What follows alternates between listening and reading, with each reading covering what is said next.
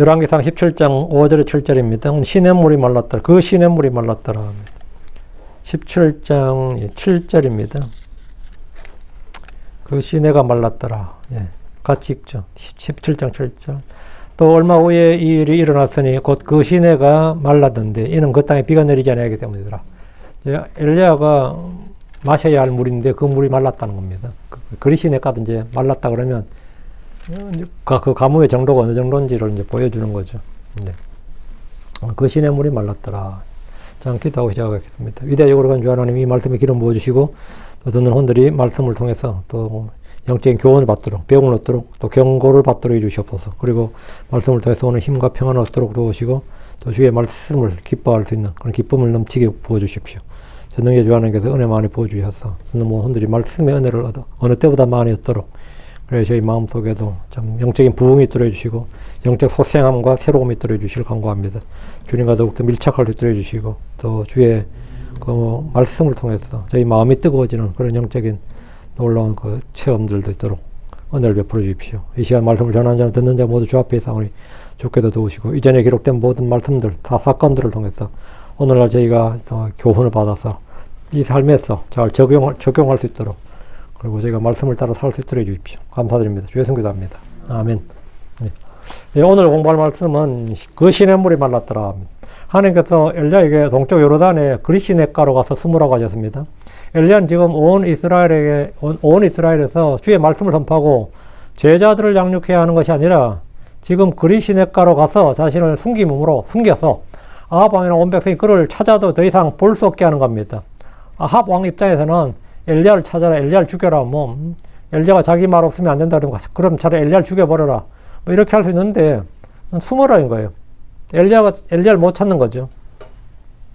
아합 왕의 종이었던 오바댜가 동굴에 숨겨준 100명의 예언자들은 아합 왕의 박해를 두려워해서 숨었습니다. 그럼 엘리야는 주의 명령에 순종해서 그 아합이 두려워서 숨은 게 아니라 주의 명령에 순종해서 스스로 자신을 숨겼습니다. 주님은 엘리야에게 지금 3절 4절에 너는 여기서 떠나 동쪽으로 향하라. 그리고 요르단 옆에 있는 그리시냇가에 내 자신을 숨기라. 그리고 이런 일이 있으니 내가 그 시냇물에서 마실 것이요 내가 까마귀들에게 명령하여 거기서 너를 먹이게 하였느니라. 엘리야는 온 이스라엘이 비도 이슬도 없는 그때에 그리시냇가로 와서 거기서 물을 마셨지만 그 물도 지속되는 가뭄에 말라버렸습니다. 그럼 엘리야는 어떻게 살죠? 자, 본문을 보겠습니다. 5절. 이에 그가 가서 주의 말씀대로 행하였으니, 이에 그가 가서 주의 말씀대로 행하였으니, 주의 말씀대로 행하였으니, 그의 주의 말씀에 따라, 주의 말씀에 according to, 주의 말씀대로, 주의 말씀에 따라 행하였으니, 이는 그가 요르단 앞에 있는 그리시냇가 옆에 가있기 때문이라. 엘리야는 그리시냇가에 내 자신을 숨기라는 주의 명령에 즉각적으로 순종했습니다. 주의 말씀에 따라 순종했어요. 이에 그가 가서 주의 말씀대로 행하였으니, 이 말씀은 엘리야의 즉각적인 순종을 매우 잘 보여줍니다. 주의 말씀을 선포하는 예언자의 제일 요건은 말을 잘하는 게 아닙니다. 말을 잘 듣는 겁니다. 그 설교자의 요건은 저 사람 진짜 말 잘한다, 말빨 있다, 말을 잘한다, 주의 말씀을 강단에서 잘 선포하는 게 물론 설교자가 그럼 잘하죠. 근데 설교자의 제일 요건은 말씀을 잘하는 게 아니고요, 말씀을 잘 듣는 거예요. 하나님으로부터 말씀을 잘 듣는 거예요. 말씀을 잘 듣는다는 건 뭐냐? 잘 순종한다는 겁니다. 요즘 우리 애가 말을 잘 안 들어요. 그게 무슨 뜻이에요? 우리 애가 요즘 말을 잘 안 듣네? 그럼 무슨 뜻이에요? 말을 잘 안 듣는다. 내 아들은 참고도 내 말을 잘 들었는데, 내 아들도 중학교까지는, 아니면 고등학교 때까지 말을 잘 들었는데, 어느 때부터 말을 잘 안 듣네? 이러면 그 부모의 말에 잘 순종하지 않는다는 뜻입니다. 잘 거역한다는 뜻이에요. 순종하지 않는다. 근데 내 아들은 부모 말 참 잘 듣는다. 그래서 다행히 말은 잘 들어요. 그 말은 뭐죠? 부모의 말에 잘 순종한다는 뜻이에요. 그러니까 듣는다는 말은 이퀄 순종이에요. 듣는다는 말은 순종이라고요. 순종 안 한다는 말 우리가 그 자식 그거 말 되게 안 들어. 그 뭐죠? 되게 순종 안 돼. 그렇게 안 돼요. 되게 말을 안 들어. 말을 들어 먹질 않아. 이런 말 하죠. 하나님의 예언자는 말을 잘해야 하는 것이 아니라 말을 잘 들어야 됩니다. 크리스천들도 마찬가지입니다. 여러분이 말을 잘 들어야 돼요. 하나님의 말씀을 누구에게 전도를 잘하고, 난 전도를 잘하고 싶다. 전도를 잘하고 싶어. 그러면 전도를 잘하는 사람은 어떤 사람이냐면 하나님의 말씀을 잘 듣는 사람입니다. 잘 듣는 사람이 잘 전하는 사람이에요. 성도들은 주 앞에서 크고 위대한 일을 하는 것보다 주의 말씀을 잘 듣고 잘 믿고 잘 순종하는 일이 더 크고 중요한 일입니다. 그런 단지 말씀을 듣기만 한 것이 아닙니다. 그 말씀을 믿기만 한 것도 아닙니다. 엘리야는 말씀을 듣고 믿었을 뿐 아니라 순종해서 주님의 말씀대로 행했습니다. 아합 왕에게 주님의 말씀을 선포하는 일이 주의 명령이듯이 그리시네가의 자신을 숨기는 일 역시 똑같이 주님의 말씀이고 하나님의 뜻이기 때문에 우리는 똑같은 믿음의 반응을 보여야 됩니다. 구약성경에는 이와 대조적으로 주님의 말씀을 듣고도 믿었지만, 그 말씀을 듣고 믿었지만 불순종해서 도망가버린 예언자가 있습니다. 그 누구죠? 요나죠. 예언자 요나입니다. 요나는 하나님부터 아시리아로 가라는 명령을 들었지만 다시스로 가는 배를 타버렸습니다. 그 결과 요나는 고래배 속에서 3일 밤 3일 낮을 지내며 죽음을 맛보아야 했습니다. 반면 엘리야는 죽음을 맛보지 않고 하늘로 들림을 받았습니다. 차이를 알겠습니까? 요나와 엘리야의 차이입니다. 순종한 엘리야가 죽음을 맛보지 않고 하늘로 갔고, 불순종한 요나가 고래배 속으로 갔다 말이죠. 순종과 불순종의 차이는 삶과 죽음의 차이보다 더 큰 겁니다. 다윗과 사울의 차이도 똑같습니다. 바로 이겁니다. 다윗과 사울은 인물이나 능력이나 지혜에서 차이가 있었던 것이 아닙니다. 사울의 키가 다윗보다 작은 게 아니고 사울의 인물이 다윗보다 못한 게 아닙니다. 그래서 사울이 다윗보다 덜 똑똑했냐? 그것도 아니에요. 집안이 덜 좋았느냐? 하나는 당나귀 치고 하나는 양치했으니까 비슷비슷하고 그러는 둘 다 농사꾼이었고, 거긴 외모의 차이가 있었던 게 아닙니다. 인간적으로 보면 사울이 조금 더 매력적이에요. 사울은 첩이 있긴 했지만 다윗처럼 그러진 않았잖아요. 그죠? 하여튼 그런데 도덕적으로 보면 다윗보다 사울이 훨씬 더 나은 사람인지 모릅니다. 백성들의 지지나 인기도 면에서도 사울이 다윗보다는 좀 우위에 있습니다. 근데 그 둘의 인생을 가르고 운명을 가른 결정적인 차이는 뭐냐? 주의 말씀, 주의 명령을 듣는 것, 그 듣는 것의 차이가 있었습니다. 듣는 것, 순종하는 것에서 차이였습니다. 그것이 그들의 개인, 가족, 왕국의 운명을 바꿔놨습니다. 갈라놨어요. 우리는 모두 하나님의 말씀에 즉각적이고 절대적인 순종을 보여야 됩니다. 한 사람 아담의 불순종은 인류를 죄와 사망 가운데 몰아넣었습니다. 그러나 한 사람 예수의 순종은 인류를 의와 생명으로 돌려놨습니다. 하나님께 순종. 이것이 성도들이 어떤 희생과 대가를 치르고 살아도 반드시 배워야 하는 가장 중요한 진리입니다. 인간은 누구나 마음 가운데 반역과 거스른 영을 지니고 있습니다. 반역과 거스른 영을, 이 불순종의 영을 지니고 있다고. 특히 한국 사람들은 반역을 용기라 부르고 불순종을 한가라 부르고 찬사를 던지는 대신에 순종은 굴종이고 비겁함이고 자기 보시느라 눈총을 받는 그런 역사를 보내왔습니다. 역사가 그래, 역사가. 얼마나 한국 사람들이, 이 조선 사람들은 평등의식이 강한지 몰라요. 한국 사람이 제가 볼 때는 공산주의가 좀 맞아요. 이 정치 체계가. 왜? 남 잘 되는 꼴을 못 보다. 차라리 같이 가난하면 좋지. 차라리 같이 굶으면 그건 괜찮은데, 한 놈 잘 살고 내가 덜 못하면 배 아파하면 되거든요. 우리나라 사람도 그러잖아요. 배고픈 건 참아도 배 아픈 건 못 참는다잖아요. 응? 배고픈 건 참아도 배 아픈 건 못 참는다고. 응? 그러니까 그런 정치 구호를 내세우는데 지지를 하는 거예요. 응? 특히 한국 사람들은 반역을 용기라고 불러요. 불순종을 저항이라고 부르고, 제가 학교 다닐 때 학생회장, 단과 학생회장 같은 거 해서 그 표가 뭔지 알아요? 모든 그 후보자의 그 표가 반역이었어요.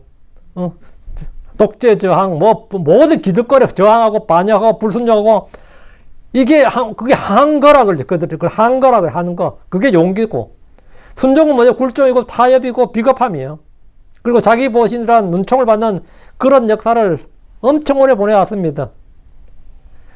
그러다 보니까 이 조상들도 그걸 알아. 우리 민족이 어떤 민족인지 알기 때문에 조선 500년 동안 강력하게 규제한 한 가지 질서를 유지하게 한 게 뭐냐? 유교예요. 유교란 건 딱 하나입니다. 권위주의적 지배입니다. 권위주의적 지배. 그러니까 힘이 있어서 지배하는 게 아니에요. 힘이 없어도 지배할 수 있는 게 뭐죠? 학렬이라는 게 있지. 예. 그건 힘이 없어도 내가 네 사촌 뭐다, 오촌 뭐다, 이걸 질서를 세워버린 거예요. 피해 질서를 세워, 피해 질서를. 우리 한국 제일 먼저 만나는 게 뭐죠? 보면 이제 남자인지 여자는 알죠? 몇 살이세요? 이거야. 몇 살이세요를 왜 물어요? 니하고 나고? 언니냐? 언니라고 불러야 돼. 호칭부터 정리를 하자 이거죠. 호칭부터 정리를 하자. 서열 정리, 서열 정리. 응? 이거 뭐냐, 권위주의적 지배를 합법화하는 게, 이 강력한 권위주의적 지배를 어릴 때부터 세게 넣어요. 응? 형한테는 그래서 안 된다, 누나한테는 그래서 안 된다, 선배한테는 동네 선배, 동양 선배라잖아. 1년 차이가 뭐 대단해요. 근데 군대 가면 또 그건 더 기수 차이야. 이건 뭐 엄청 중요합니다. 이건 뭐 명절 한번 모여도 뭐, 저가 뭐 학렬이 높니, 뭐가 높니, 뭐 돌림자가 뭐니 이러거든. 그거 왜 따지죠? 전부 다 질서를 유지하는 겁니다. 질서를. 복종하라 이거예요. 우리는 무엇인가에 반하고 저하고 덤벼드는 것이 미덕이 되는 기형적인 가치관이 몸에 깊이 스며들었습니다. 근데 뭐, 나이도 많은 사람이, 그렇잖아요. 형하고 결혼한 사람이 나이가 적고 동생하고 결혼한 여자가 나이가 더 많은데도 형님 해야 되고, 그때는 뭐가 되죠? 질서를 세워야 된다 이거야, 무조건. 그게 유교적 지배 원리입니다. 그래서 한국 사람들이 반항적 기질을 완전히 눌러놔야 되는 거는 유교밖에 없다 이거죠. 유교밖에 없다 이거. 그런데 이게 이렇게 해놓으니까 이 기형적인 가치관이죠. 이 권위주의를 이제 몸에 배게 하는데 이 기형적 가치관이 수백 년 동안 몸에 깊이 스며들었어요. 그런데 사람이 육신이 그러냐 이거. 누르면 누를수록 더 반항하는 것이 본성입니다. 그 순종은 내 본성을 거슬리는 것이고 자기를 낮추고 부인함으로 배워야 하는 것인데 이게 그렇게 되지 않고 짓눌러 놓은 거죠. 유교적 질서로 짓눌러 놨어요. 우리는 유교적 질서로 순종을 배우는 게 아니라 자기를 부인하고 자기를 낮추는 이 예수 그리스도를 통해서 믿음을 통해 순종을 배워야 됩니다. 믿음을 통해서. 자, 주 예수님마저도 고난을 통해 순종을 배우셨는데 우린 더 말할 필요가 없습니다. 하나님은 가정을 통해서, 학교를 통해서, 사회생활을 통해서 순종을 배우게 하십니다. 히브리서 5장 8절 9절에 비록 그분께서 아들이실지라도 그럼에도 그분께서는 고난받으신 일들로 말미암아 순종하기를 배우셨느니라. 그리고 완전하게 되셨으므로 그분께서 자신에게 순종하는 모든 사람들에게 영원한 구원의 창시자가 되셨느니라. 성경 구원받지 못한 죄인들을 불순종의 자녀라고 말합니다. 이게 타이틀이에요. 불순종의 자녀. 에베소 2장 2절, 5장 6절, 골로 3장 6절 보면 불순종의 자녀 이런 말이에요. 불순종의 자녀들이 나와요. 반드시 반면에 그리스도인들은 순종의 자녀라고 말합니다.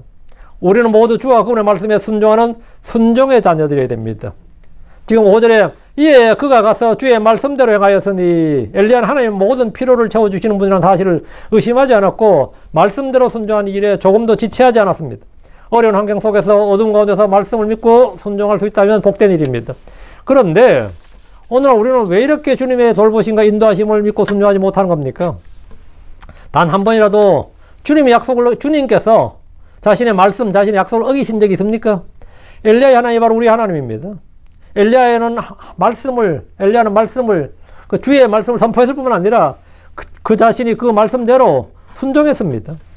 신구약의 모든 하나님의 종들은 자신의 입으로 하나님의 말씀을 선포하는 것으로 그치지 않았습니다. 그들은 자신이 선포한 주의 말씀을 자신의 몸으로 행함으로써 다시 한번 그 말씀을 증언했습니다. 이것이야말로 이 불신의 세대, 이 악한 현 세상을 사는 그리스도인들에게 가장 중요한 것입니다. 우리는 우리가 말한 것대로, 우리가 주님께 들은 것을 선포한 대로, 말한 대로 우리 자신이 사는 겁니다. 순종에 사는 것. 그 사는 걸 통해서 그리스도인들은 이 세상의 그리스도의 서신이 되는 겁니다. 우리가 그런 서신이 되는 겁니다. 그리스도를 보여주는 거죠. 우리는 삶을 통해서 보여주는 거예요. 우리는 정직 이야기하면 거짓말하지 말라 그러면 우리 자신이 정직하게 살아서 그 교리를 보여주는 겁니다. 하나님 믿는다. 걱정하지 말라. 불안해하지 말라. 염려하지 말라. 두려워하지 말라 그러면 우리가 그렇게 평안한 삶, 기쁨을 누리는 삶을 삶으로써 보여주는 겁니다. 제가 어떤 분들한테 아주 노래 같은 거 뽕짝 좋아하고 노래 부르고 하는데 제가 옆에서 그러세요. 예수 믿으면 그보다 훨씬 더 기쁩니다. 그러고요. 그럴 때 그 사람이 난 반발할 줄 알았는데 자기 마누라 잘 믿는데 자기 마누라 보고 자기 그걸 인정한다 그러더라고요. 응? 예수 믿는 기쁨이 얼마나 큰지는 자기 마누라 보고 안다 그러더라고요. 자기 마누라. 그 마누라가 뭘 보여준 거죠? 예수 믿는 사람이 평안과 기쁨을 갖고 있구나 하는 걸 아는 거예요. 불신자의 남편도 아는 거예요. 자기가 본다 이거죠. 그 불신자들도 다 봅니다. 그러니까 교회 가는 마누라한테 오늘 은혜 많이 받고 와 여보 그러잖아요. 교회 가는 마누라한테 당신 은혜 많이 받고 와. 그래 자기가 편하거든. 그래 자기가 편하다고 한 주가 편하다잖아요. 불신자들도 그렇게 아는 겁니다. 크리스천들이 생명에 서신 그리스도의 서신인 겁니다. 그들은 보고 아는 겁니다. 그들은 우리의 성경을 보지 않습니다. 그들은 믿음을 보지 않아요. 믿음의 행위를 보지. 사랑의 수고를 보는 거죠. 우리는 보여주는 거래요. 엘리야는 자신의 말씀을 선포했고 자신의 순종을 보여줬습니다. 이것이 이 악한 현 세상을 사는 그리스도인들에게 가장 중요한 삶의 원칙입니다. 말씀을 전할 줄 알고 교회에서 여러 가지 많은 말을 하지만 정작 주님의 말씀을 행하지 않는다. 그럼 그건 위선자입니다. 종교적 활동이나 봉사나 교회에서 부지런히 설치지만 정작 하나님의 말씀과는 전혀 무관한 경우가 많이 있습니다. 성도들은 의에 대해서 이야기하지만 그가 의롭게 살지 않습니다. 의를 행하지 않을 때 우리는 이미 속은 겁니다. 요한일 3장 7절에 어린 자녀들아 아무도 너희를 속이지 못하게 하라. 의를 행하는 자는 마치 그분께서 의로우신 같이 의로우니라. 성도들이 말씀을 듣기만 할 뿐 행하지 않을 때 그는 자신을 속이는 겁니다. 야고보서 1장 22절에 그러나 너희는 말씀을 행하는 자가 되라. 또 듣기만 한 자들이 되어 너희 자신을 속이지 말라. 우리는 믿음으로 구원받았기 때문에 선함과 의의 열매를 맺어야 됩니다. 6절입니다. 그리고 까마귀들이 아침에는 그에게 빵과 고기를 가져오며 또 저녁에는 빵과 고기를 가져왔으며 그가 시냇물을 마셨더라. 아침에 그에게 빵과 고기를 가져왔으며 또 저녁에도 빵과 고기를 가져왔더라. 그가 시냇물을 마셨더라. 이제 빵과 고기, 이 정도는 뭐 먹고 살겠네, 그죠? 빵과 고기를 가져왔다잖아요. 엘리야가 말씀대로 행했을 때 주님께서 그에게 말씀하신 약속은 그대로 성취되었습니다. 주님의 약속은 언제나 신실합니다. 주님의 약속이 비현실적이고 나의 지각과 상상을 넘어서는 일이라 해도 성도가 주님의 약속을 믿을 때 그 말씀이 현실이 되고 체험이 되고 간증이 되는 겁니다. 까마귀에게 빵과 고기를 받아 먹어본 성도라면 우리의 불신이 얼마나 부끄럽고 사악한 것인지 깨달을 겁니다. 제가 이 까마귀를 통해서 먹고 살아봐서 압니다. 도저히 어떻게 할 수 없는 환경에서 주님이 피할 길을 내시고 돕는 손길을 보내주실 때 우리의 불신이 얼마나 큰 죄인지 자각하지 않을 수가 없습니다. 저와 여러분이 분명히 자각해야 할 한 가지는 주님께서 말씀하시고 그 말씀대로 행하시는 분이시다.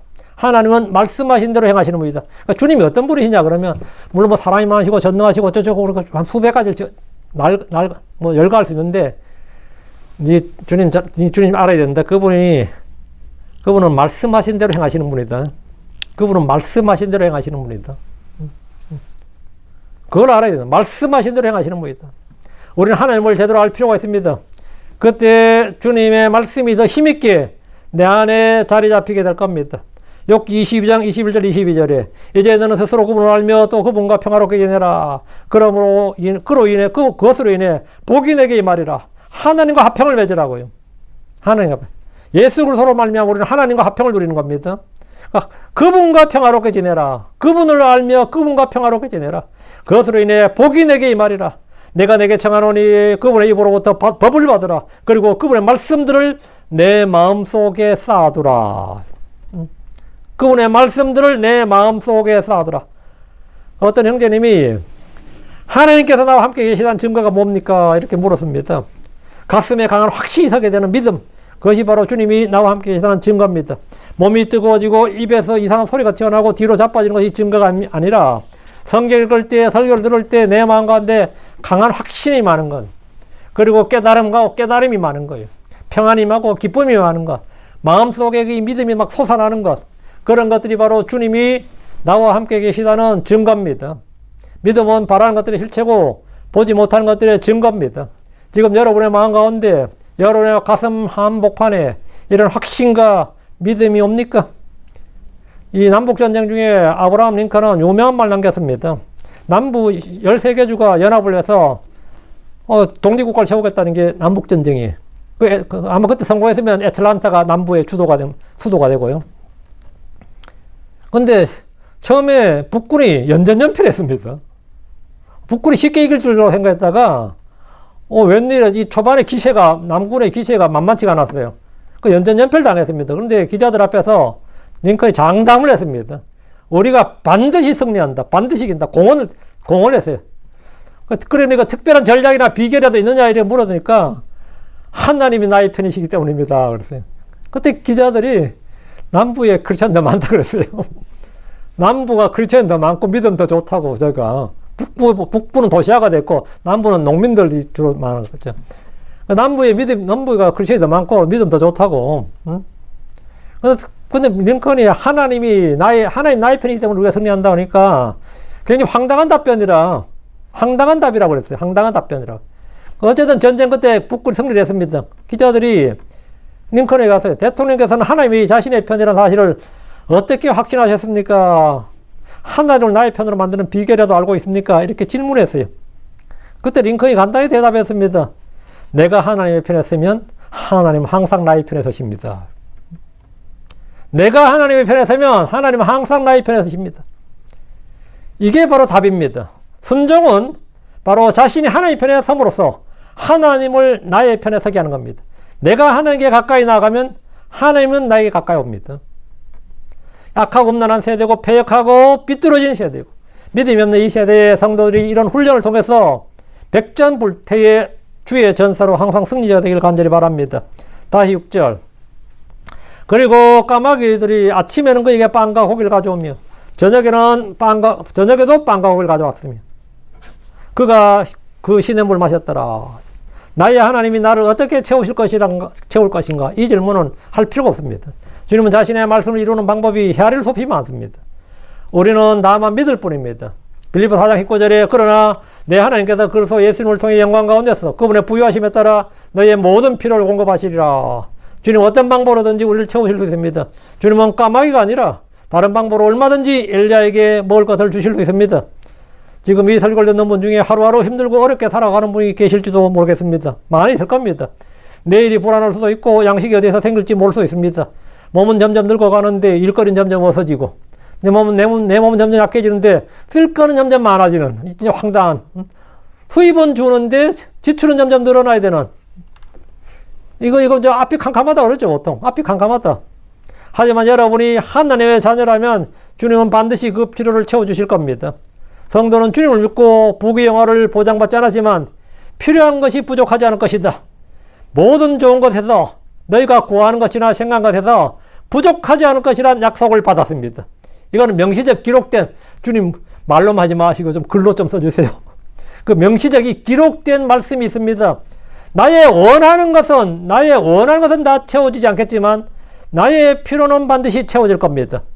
생존에 대한 필요를 보장받았다면 우리는 아무 곳에도 위축될 필요가 없습니다.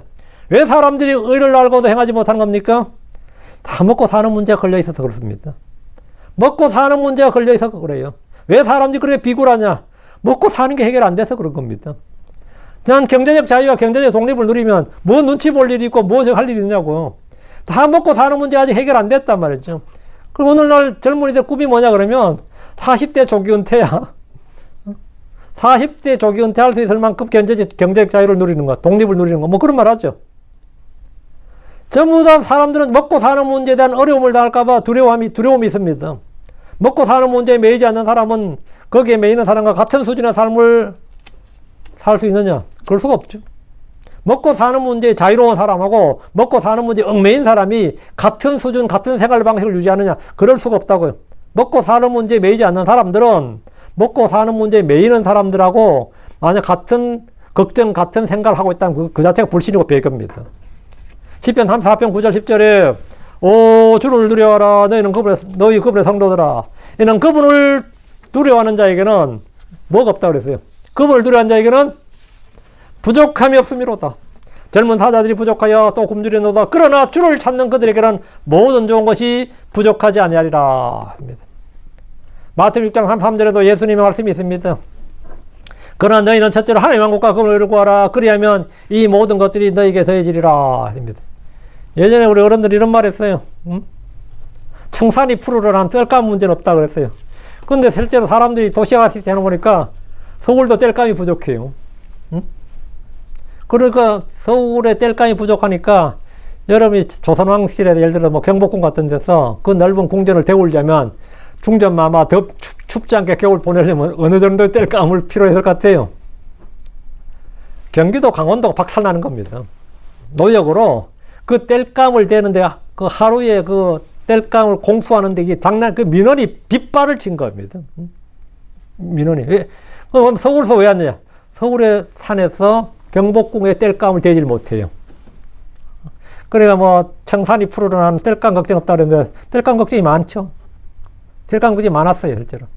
근데 뭐 동해물이 아무리 많아도 먹을 거 식수 걱정 없다 안 했죠. 바닷물이 많아도 식수 걱정이 다 있죠. 담수와 바닷물 완전히 다르단 말이죠.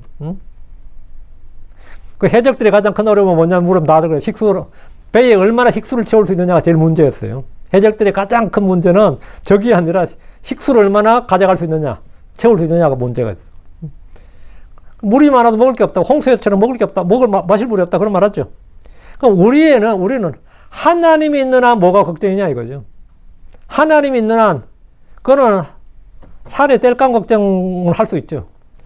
물이 많아도 마실 물 없다 걱정할 수 있습니다. 그러나 신자에게 하나님이 있는데 뭐가 걱정할 게 있냐. 먹고 마실 게 뭐가 걱정이냐 이거죠. 하나님이 있는데. 그러나 너희는 첫째로 하나님 왕국과 그분의 의를 구하라. 그리하면 이 모든 것들이 너희에게 더해지리라. 하나님 왕국과 그분의 의를 구하라잖아요. 하나님 왕국과 의를 구하라. 그분의 의를 구하라. 이런 말씀들은 성도들에게 생존의 법칙을, 생존의 그 도구를, 그걸 해결해 주는 거예요. 이 시대 우리가 가져야 할 믿음은 뜬구름 잡는 허황된 것이 아니라 먹고 사는 문제와 같은 매우 구체적인 문제입니다. 까마귀들이 아침과 저녁으로 하루 2끼만을 공급했습니다. 이건 3시게 되면 안 되겠다, 그죠? 하나님 2끼만 공급한 거 보니까. 주님은 엘리야에게 딱 필요한 만큼만 공급했음을 볼 수 있습니다. 채소나 과일 따위에 대한 언급이 전혀 없는 것으로 봐서 주님은 생필품만 공급하셨습니다.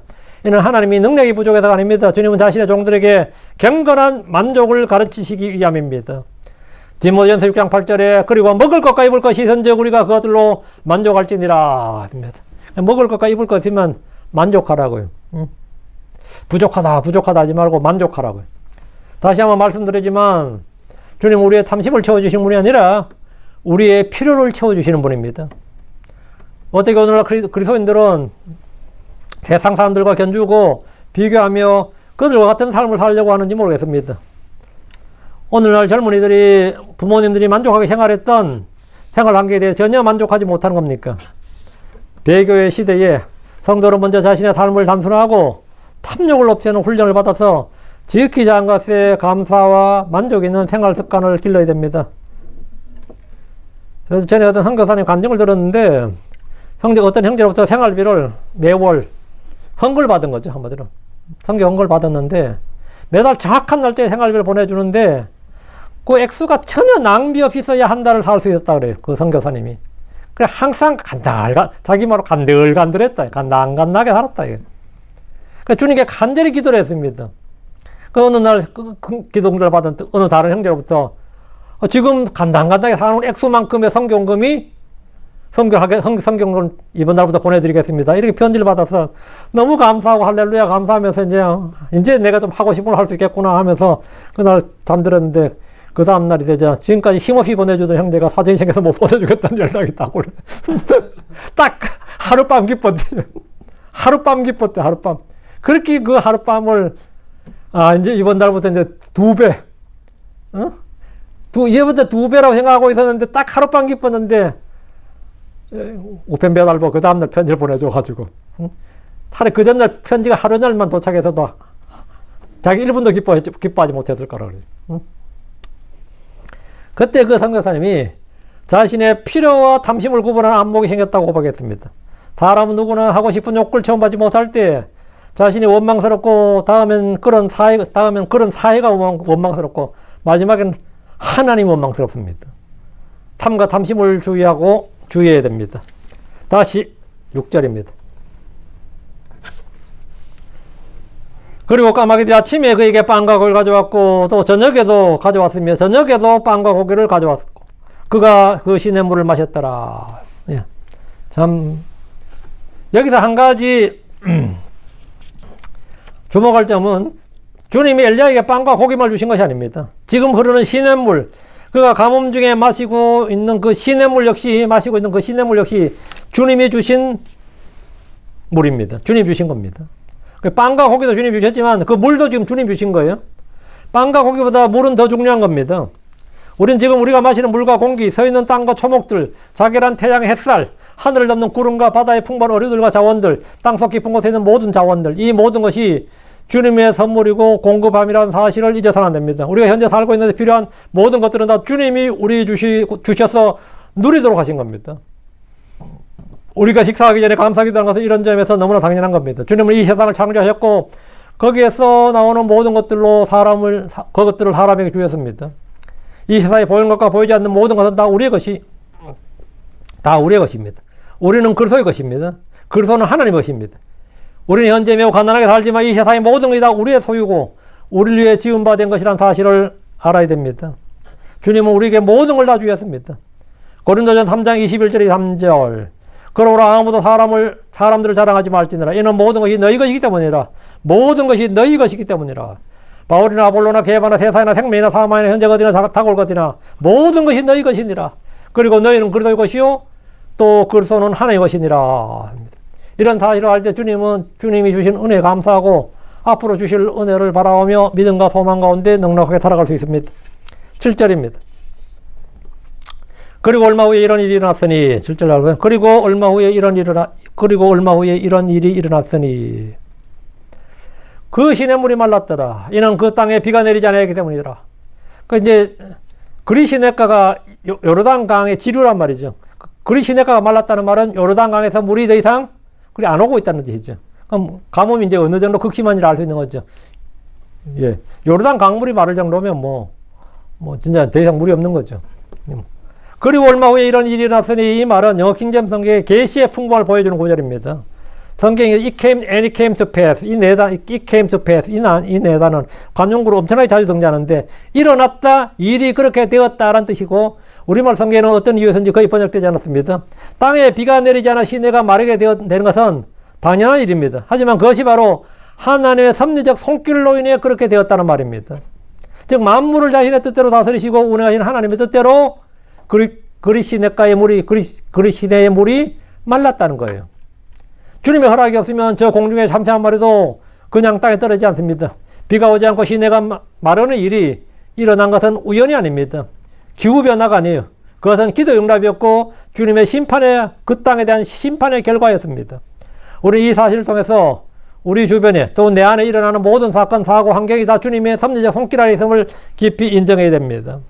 이 세상에서 발생한 일 가운데 하나님의 뜻과 무관하게 일어난 일은 단 한 건도 없습니다. 이제 시내가 말랐으면 엘리야는 그곳에서 더 이상 거할 수 없게 되었고 주님의 또 다른 말씀을 기다려야 됩니다. 우리는 이런 점진적인 변화나 갑작스러운 변화를 대비해서 늘 주님을 바라봐야 됩니다. 엘리야가 마치 그리시네가에서 영원히 살 것처럼 행동한다면 그는 시냇물이 마를 때 당하게 되었을 겁니다. 그러나 주님을 바라보는 성도들은 어떤 변화에도 의연하게 대처할 수 있습니다. 물론 주님은 지하수를 솟게 하시든지 반석에서 물을 내시는 방법으로도 엘리야를 마시게 하실 수 있습니다. 주님은 여러 가지 방법으로 일하시면서도 동일한 결과를 내보이십니다. 그러나 시내가 마르는 일은 깊은 영적 의미를 담고 있습니다. 그 시냇물이 말랐더라.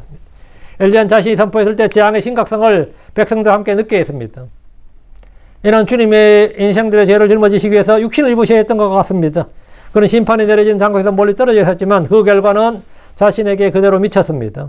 엘리야는 백성들이 당하는 고통과 어려움을 잘 알아야 합니다. 우린 때로 복음을 전하기 위해서 그들과 같이 낮아져야 할 필요를 느낍니다.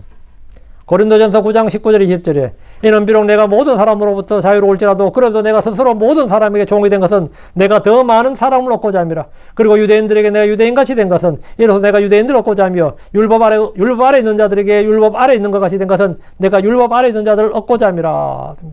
하나님 엘리야에게도 백성들이 당하는 그 가뭄의 고통을 함께 체험할 수 있도록 하심으로 그들을 향한 연민과 목자의 심정을 잃지 않게 하셨습니다. 그는 동떨어진 세상에 살고 있는 것이 아닙니다. 그는 같은 세상에 살고 있었습니다. 주님은 우리의 모든 슬픔과 연약함을 다 경험하셨기 때문에 우리를 동정하실 수 있으신 것과 같이 우리 또한 죄인들의 불신과 죄악을 다 이해하는 것은 같은 입장에 있어 보았기 때문입니다. 저는 복음을 전할 때 반발하는 사람들 많이 보죠. 반발하는 사람이 훨씬 많지. 그건 제가 하는 말이 있어요. 나는 당신처럼 예수 안 믿고 살아본 경험이 있다. 당신은 나처럼 예수 믿고 살아본 경험이 없지 않느냐 그래요.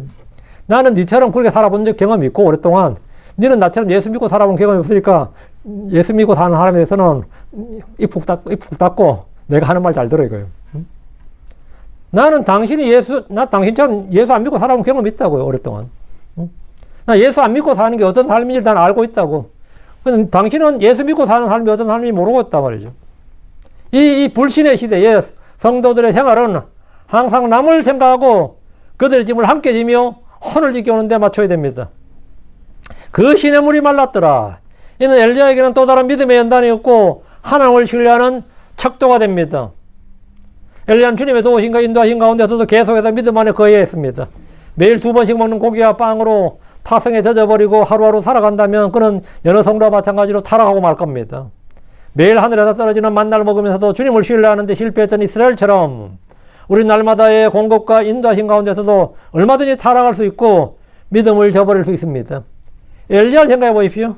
물이 끊어진 강을 쳐다보면 주님이 그 시냇물을 마시라고 하더니 이게 무슨 병고냐, 이런 날벼락이 있느냐, 이런 원망과 불평이 나왔습니까? 이스라엘 백성들은 물이 떨어질 때마다 그렇게 불평과 원망을 쏟아냈습니다. 물이 없다고 난리가 났습니다. 참된 믿음은 이런 시련의 순간에 참모습을 드러냅니다. 시냇물이 말랐더라. 그 시냇물이 말랐더라. 참 이게 이 짧은 말 여러분 딱 기억을 해두세요. 그 시냇물이 말랐더라. 내 용돈이 말랐더라. 내 돈줄이 말랐더라. 내 뭐가 말랐더라. 어떤 생각이 들어요? 응? 어떤 생각이 들어요? 이 점쟁이들이 가장 무서워하는 게 뭔지 아세요? 그 점쟁이들도 마귀가 충만해야지 점을 잘 쳐요. 용한 점쟁이는 마귀 충만한 점쟁이가 용한 점쟁이입니다. 근데 어느 날부터 점괘가 안 맞아. 자기도 알아요. 자기 안에 패밀리어 스피릿이 뭐 제대로 지금 저거 안 하는 거야. 그러면 앞으로 살아날 길이 막막한 거지. 탈 길이 막막해요. 실제 그런 분들 이야기 많이 들었어요. 크리스천들은 성령이 충만해야지 그리스도인으로 살 수가 있습니다. 목사들은 주님으로부터는 말씀이 끊임없이 공급이 되어야지 설교를 준비할 수 있는데 내일 토요일이고 내일 일요일이고 이러면 막막해요. 근데 그런 막막함을 토로하는 목사들이 굉장히 많아요. 막막하다. 말씀이 안 온다요. 말씀이 안 온다요. 영감이 없다 이거지. 그건 뭐 아무리 오랫동안 성경 많이 읽고 몇십 년 신앙해냈다고 상관없습니다. 말씀이 내가 전할 말씀이 내 안에 안 오면 전할 말이 없는 거예요. 그 말씀이 그 시냇물이 말랐더라고 똑같은 겁니다. 내 안에 영감이 말랐는데, 내 안에 내 안에 우물이 말랐는데 이런 거예요. 성도들은 이 시련의 순간에 그동안 내가 믿어왔던 신앙이 참인지 거품이었는지 확연하게 드러나게 됩니다. 더운 여름에 마실 물이 없다는 것은 사형선고와 다름없는 문제입니다. 주님께서 지금까지 먹여주시고 마시게 해주심을 감사합니다. 이후로는 어떻게 될지 모르겠지만 주님께서 지금까지 나를 인도해 주신 것처럼 계속해서 나를 인도해 줄 것을 믿습니다. 이것이 믿음의 성도들이 어려움을 만날 때마다 하는 고백입니다. 이 불신과 이 패역한 비뚤어진 이 세대에 성도들은 환경을 바라보는 것이 아니라 환경을 주장하시는 주님을 바라보는 법을 배워야 됩니다. 야, 앞으로 이거 어떻게 살아야 되나? 이렇게 세상이 급격히 변하는데 앞으로 어떻게 살아야 되나? 막 걱정을 하죠. 근데 그 걱정할 때 여러분 그냥 걱정만 하면 안 되고 주님을 바라봐야 된다. 이제 주님을 바라봐야 된다. 이건 제가 설교에서 몇 번 했던 설교 예화를 참 자주 들었던 저도 이 강력하게 체험이 워낙 뚜렷해가지고요. 대학교 때예요. 여름 수련을 갔는데 하필이면 그 수련회가 그 천마산이야. 여러분 그 구글에 찾으면 나와요. 서울에서 조금 올라가면 되는데 천마산인데 뭐 나도 좀 이상하게 생각했어요. 그 산골짜기에 수련회장은 돈 교회에다 빌려주는 곳이거든요. 청소년 연수, 뭐 수련, 뭐 직장인 뭐 연수 이런 거 할 때마다 빌려주는 곳이 크게 지어놨죠. 근데 몇백 명 겉들이 들어가는 그런 곳이죠. 근데 맞은편에 돼지 축사가 있어요. 그것도 상당히 커요. 제가 너무 이상한 거예요. 어떻게 수련회장 맞은편에 돼지 축사가 있을까? 돼지 축사가 있으니까 파리가 얼마나 들끓겠어요. 돼지 축사가 있으니까 집회를 할 수가 없어요. 파리가 너무 많아가지고 파리들이 완전히 뭐 집회장을 점령해버린 거죠. 앉아서 말씀을 듣는데 사람 전부 다 파리 쫓느라고 그 몇백 명 학생이 모두 파리를 쫓느라 정신이 없대요. 집회가 될 리가 없습니다. 별도 몇몇 사람들이 입에서 이런데 수련회 오랬고 몇몇 원씩 내고 왔느냐. 그것도 4박 5일 수련회예요. 어떤 놈이 미리 답사도 안 해보고 이런 곳에 수련회장을 얻었느냐. 나는 저녁에 집에 간다, 돌아간다, 뭐 별별 소리가 다 나왔습니다. 그때 한 형제가 그 외환은행 다니는 형제인데 그 형제가 그러면 기도합시다. 8일 몰아내주도록 기도합시다. 이렇게 말했어요. 그 기도를 시작했습니다. 그 형제가. 과연 그 많은 파리가 돼지 축사가 저 앞에 있는데 기도한다고 다 없어지겠습니까? 어떻게 생각하세요? 그 놀랍게 파리가 다 없어졌습니다. 파리가 없어졌어요. 4박 5일 동안 수련하는 동안에 수련회 집회장과 식당과 풀밭에 파리가 날아들질 않았습니다.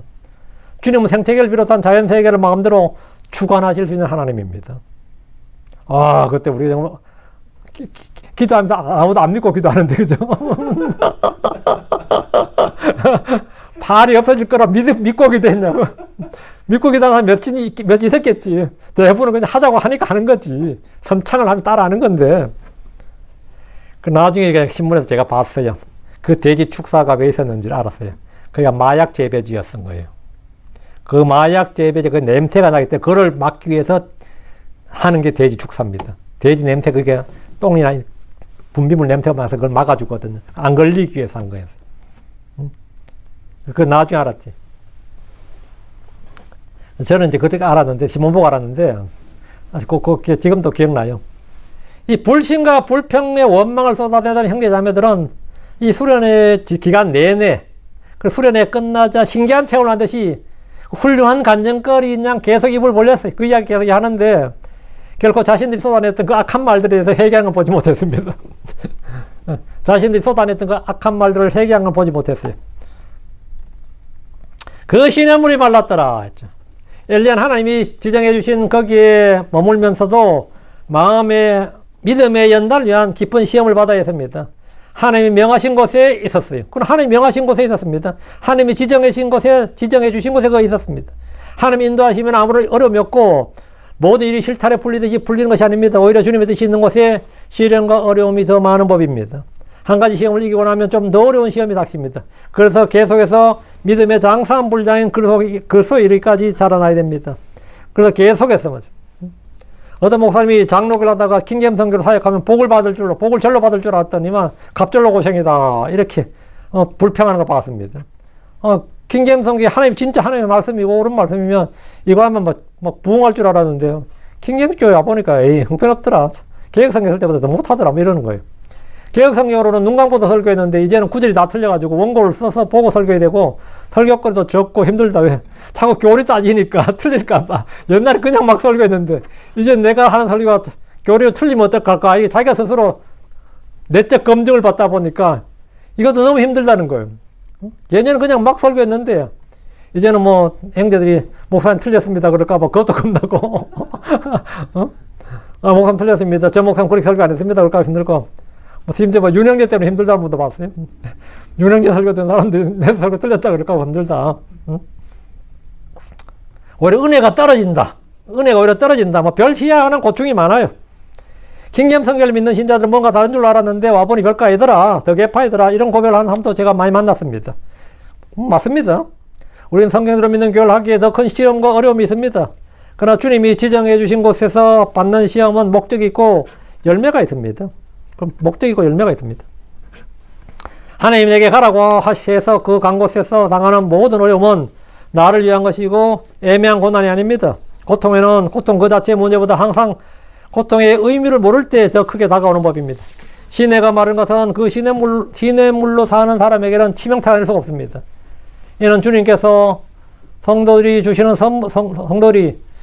선물이 아니라 그 주님 그 자신을 신뢰하도록 하기 위한 겁니다. 성도들이 계속 주님을 신뢰하지 않고 주님 주시는 그 은혜의 선물에만 관심을 갖게 되면 이제 그게 아니라 나를 바라보라고요. 응? 나를 바라보라고. 계속 정기적으로 말이죠. 우리도 그래요. 후원금도 그렇습니다. 응? 계속 정확한 날짜 정확히 탁 오면요. 그 돈 액수만 딱 보지. 왔나 안 들었나, 입금됐나 안 들었나 보지. 그 주는 사람한테 감사 안 하거든요. 그거 뭐 집주인하고 세입자 관계도 그래요. 집주인은 세입자가 제때 월세 딱딱 내면 그것도 꼬박꼬박 잘 내네 그러고 좋은 세입자하고 사실 세입자 생각 안 하거든요. 돈 액수만 안 보지.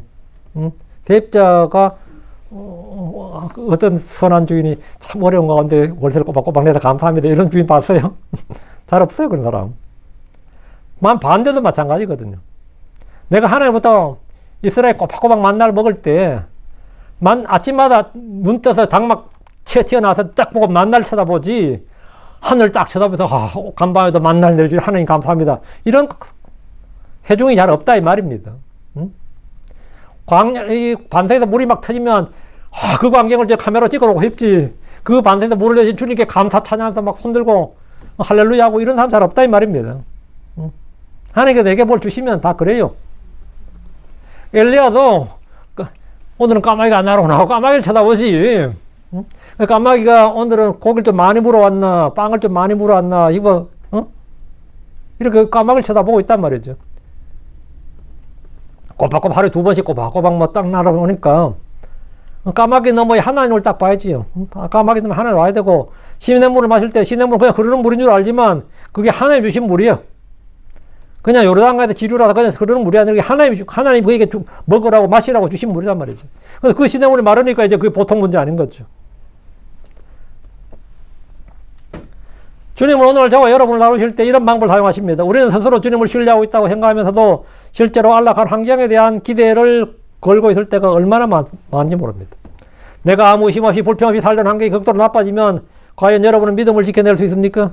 지금까지 내게 주신 이게 다 하나님 주신 것인데 갑자기 하나님이 잠깐 그걸 거두어 가시면, 아니 잠깐 보류하시면, 그때서 이제 정신이 번쩍 드는 거예요. 번쩍 들어요. 만약 여러분에게 그동안 아무 문제 없이 고정적인 수입이나 거래처와 손님이 있다가 어느 날부터인가 수입이 마르니라, 거래처가 마르니라, 손님이 마르니라 이러면 어떨 것 같아요? 이와 같은 시험이 닥칠 때 여러분 그 시험을 넉넉히 이겨낼 수 있습니까? 이는 목사님들도 마찬가지입니다. 확신 가운데 사역에 뛰어들었다가 성도가 모이긴 고사하고 점점 흩어지고 양들은 떠나갈 때 마음 가운데는 온갖 상념이 다 생기는 법입니다. 성도가 오면 목사로 부름받은 것 같고 성도가 떠나면 덩달아 소명이 사라져서 사역을 포기하는 형제들이 꽤나 많이 있습니다. 시냇물이 마른 시험은 성도라면 예의 없이 반드시 찾아오는 시험입니다. 나의 목을 축여주던 시냇물이 마른 것은 고통입니다. 당장 생명을 위협하는 이런 시험을 우리는 어떻게 이겨야 됩니까? 우리의 본으로 제시된 바울 사도 역시 이런 시험을 겪었습니다. 고린도후서 1장 8절 10절입니다. 이는 형제들아 아시아에서 우리에게 닥친 우리의 고난에 대하여 너희가 모르길 우리가 원치 아니하노라. 이것은 우리가 힘에 넘치도록 한량없이 눌렸으며 심지어 우리가 생명까지도 단념하였노니라. 시냇물이 마르는 고통을 말하는 겁니다. 생명까지도 단념했다 이 말은 우리 꼼짝이 죽게 되었다 이 말이에요. 이제 더 이상 못 살겠구나. 시냇물이 마르는 고통입니다. 어떤 목사님은 스트레스로 위장병에 걸립니다. 어떤 분은 불면증에 걸리고, 목사가 대인기피증에 걸리면 어떻게 될 것 같아요? 목사가 대인기피증에 걸리고 공황장애 오면 어떨 것 같아요? 응? 이대로 죽여주소서지. 이대로 죽여주소서지. 예언자들 중에도 이런 사람도 있었고, 사도 바울도 마찬가지였습니다. 1장 9절. 그러나 우리 속에 사형 선고를 받았으니, 이 말은 뭐냐? 우리 죽었다. 이제 이대로 죽겠구나. 이랬다는 거죠. 이제 죽었구나. 꼼짝없이 죽었구나. 이랬다는 거예요. 사형성을 받았으니. 이것은 우리가 우리 자신을 신뢰하지 않냐고 도리어 죽은 자들을 일으키시는 하나님을 신뢰하게 하려 함이니라. 하나님 우리 속에 왜 죽을 고생을 왜 죽겠고. 이제 꼼짝이 죽었구나. 이제 뭐, 어떻게 할 도리가 없구나. 이런 극단적 환경에 왜 몰리느냐. 이 말이에요. 그 이유가 나오잖아요. 우리 자신을 신뢰하지 않냐고 도리어 죽은 자들을 일으키는 하나님을 신뢰하게 하려 함이니라. 시험을 이기는 비결은 그 고통의 의미를 정확히 파악하는 겁니다. 시냇물이 마르는 이유와 뜻을 알 때 고통을 이길 수 있습니다. 시냇물이 마른 시험은 우리 자신을 신뢰하지 않고 하나님을 신뢰하게 하기 위한 겁니다. 고린도후서 1장 10절에 그분께서 이같이 큰 사망에서 우리를 구출하셨고 구출하고 계시며 또 여전히 구출하시리니 그분을 우리가 신뢰하노라. 여기 그분께서 이같이 큰 사망에서 우린 죽었다고 생각했다고. 솔직히 소망이 없었다고. 방법이 없었다고. 그래서 사형 선고를 받았다고 한 거예요. 사형 선고를 받았다고. 우리는 바울 자신이 생명까지 단념하였느니라. 의대로 죽자했다는 거예요. 생명까지 단념했다는 말은 포기했다는 말입니다. 포기했다. 바울 같은 믿음의 사람도 포기했다고. 이제 살 길 없다고 포기했다고. 근데 그분께서 같이 큰 사망에서 우리는 완전히 포기했는데 말이죠.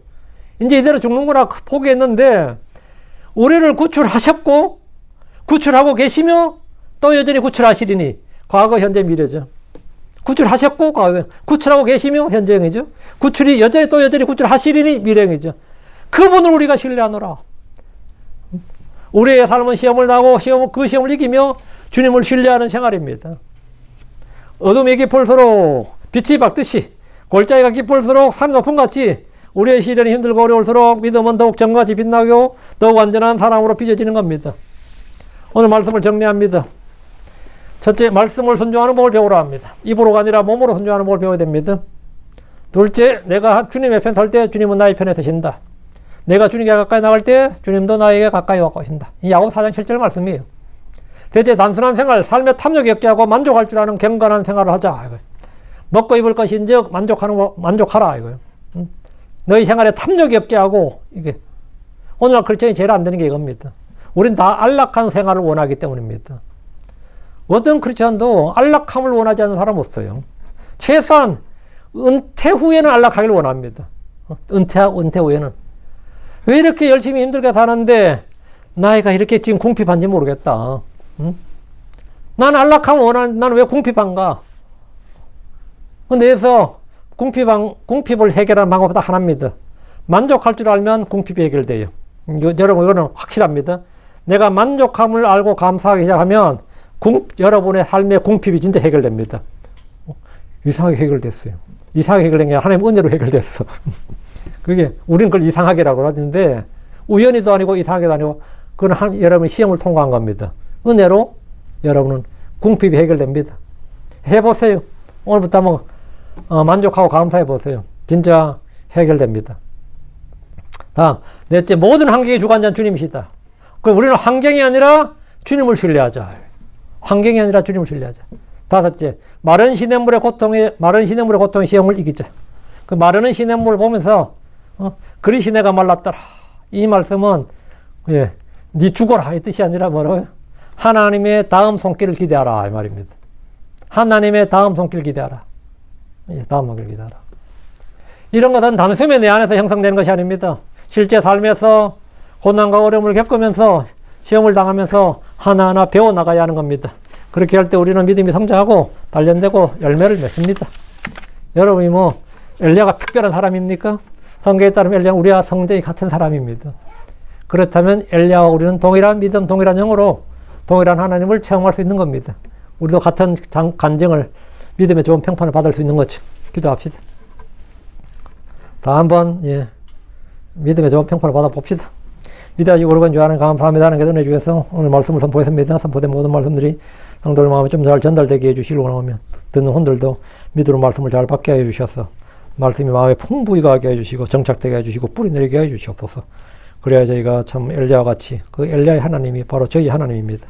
엘리야가 부르짖던 그 하나님, 엘리야에게 먹을 것을 주시고 그를 숨기셨다가 또 그에게 말씀을 선포하게 하시고 또 그에게 시험을 주시고 또 그 가운데서도 주님께서 계속해서 단련해 나시며 자라게 하신 그 하나님, 저희에게도 오늘 동일한 손길로 역사하심을 믿습니다.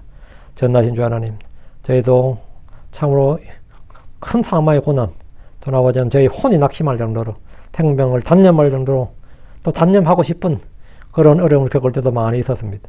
또 그런 고통을 지금 현재 겪고 있는 지체들도 있습니다. 주 하나님께서 크신 긍휼과 은혜를 베풀어 주시고 또 큰 도움의 손길을 허락하여 주셔서 아버지는 먼저 마음을 연단하시고 또 위로와 힘을 주셔서 또 강건하게 해주셔서 이전에 우리를 구출하신 주님께서 지금도 구출하고 계시고 또 앞으로도 계속해서 구출해 주실 것을 믿습니다. 그분을 우리가 신뢰하노라 한 대로 우리가 주님을 신뢰하노라 선한 믿음의 고백을 하게 하시고 주님께서 또 저희의 고백을 들으시고 또 그대로 이루어 주실 간구합니다. 약속의 말씀, 주님은 말씀하신 대로 행하시는 분임을 저희가 알고 또 믿습니다. 주님이 어떤 분이신가? 기록된 말씀을 그대로 행하시는 분입니다. 하나님의 말씀은 저희의 환경이나 저희의 생각이나 저희의 사정에 관계없이 그대로 말씀하신 대로 이루시고 행하시는 분임을 알기에 저희가 그분의 말씀, 주의 말씀에 절대적인 신뢰를 둡니다. 또 그 주님을 저희가 신뢰하오니 주여 저희의 믿음에 복을 다해 주시고 더 강건하게 해주시고 또 아버지는 그 믿음이 그 말씀이 우리 안에서 효력 있고 권능 있게 강력하게 일함을 저희가 체험하게 해주십시오. 감사드립니다. 주의 손 기도합니다. 아멘.